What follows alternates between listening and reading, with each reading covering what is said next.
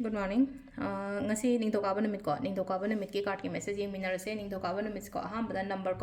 number se 47 lere aduga color da na angobo gumba kai gumba du minus sina bi ba ko aduga aina chak thongba keno masum hapo haibado chak thongma tamda chini natraga hadi sangom gumba kai gumba du maina happy ba yai ko ado monday oibanina ko hadi monday da tawba ya ba haraga de ko cinnamon ritual gumba tawba se hadi cinnamon se kubak ta hapaga aigi yum lom da natraga aigi dukan gumba kai gumba leraga di adu da blow tokshan bi blow tawba haraga di full on kamsan ba kosan bataw bodo mai taraga hadi onjel laga hai tar ko mai gei do ai rom do onjel laga ai gi imung rom da na traga ai gi dukan rom do onjel laga do mai na gum bataw bi ba ko adu ma taw bi ai ko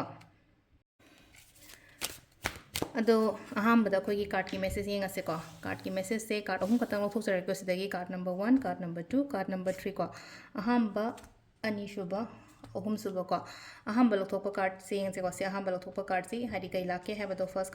card se ko anauba ma keno ma hai tare ko anauba opportunities ni khangde anauba thabak ni khangde good news ni khangde ta de afaba ma lai ko ngasi goina hai te ko first card khan bangai gi oina haraga di ko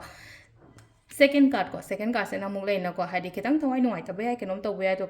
chapam khangdaba tawong khangdaba khotaba dumaina gumba haraga ne sida haise ko number 2 gi card khan bangai gi oina haraga di hadi kenoma hai tare ko hadi chamam na ba khotpa khara gumba lai gani ko ngasi gi oina number 3 kan bangai gi ase ko hadi number 3 dana sida lei se ko sida su leina ko ano ba pot kumba ano ba thabak ni khangde ano keno ni khangde ko paw ni khangde nungai ba paw ni khangde mani khangde do maina gumba lai ko especially hadi thaba inkhang gi oiro property gi matang da oiro